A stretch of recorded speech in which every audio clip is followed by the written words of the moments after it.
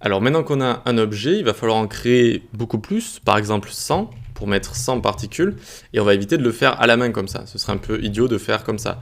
On va créer du coup un grand tableau où on va y mettre toutes nos particules. Donc on fait let particules, particules tab.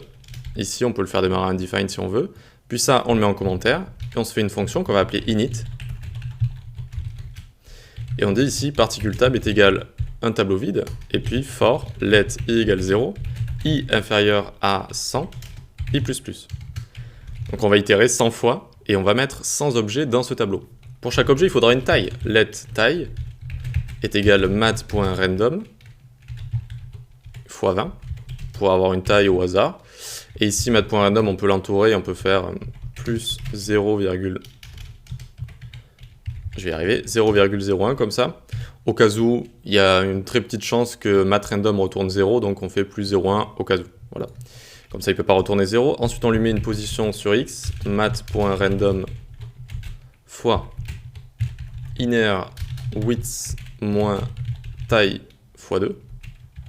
Tac, inner width moins taille fois 2. Et donc, c'est window.innerWidth, c'est-à-dire la taille de la fenêtre. On va faire apparaître sur x de manière random sur la fenêtre de gauche à droite, mais on enlève moins taille fois 2 pour que ça évite d'apparaître un petit peu sur les bordures. Ça apparaîtra au maximum à côté des bordures, mais pas sur les bordures. On descend, on fait y du coup également, et ce sera pas inner width, mais inner 8. D'accord, mais ce sera la même chose du coup. Ensuite, on aura let direction x est égal mat.random x 4 moins 0,2. Alors, j'y reviendrai dessus, ça c'est la direction que ça va être. Et des fois, ils vont avoir une direction, ils vont aller en avant, des fois, ils vont aller en arrière. Et ce sera suivant si c'est un négatif ou un positif. On va y revenir dessus quand on animera les éléments. Donc ici, ce sera mat.random, etc. Ce sera exactement la même chose pour y. Et donc, je reviendrai dessus. Juste la couleur, maintenant, on mettra du white. Vu que le fond est sombre, on a envie de faire ressortir avec un contraste pour bien voir nos particules. Et donc, une fois qu'on a tout ça, on peut faire particule tab.push new particule. Et donc, on peut y mettre tout ce qu'on a au-dessus, c'est-à-dire x, y, direction x, direction y, taille et couleur. Ok.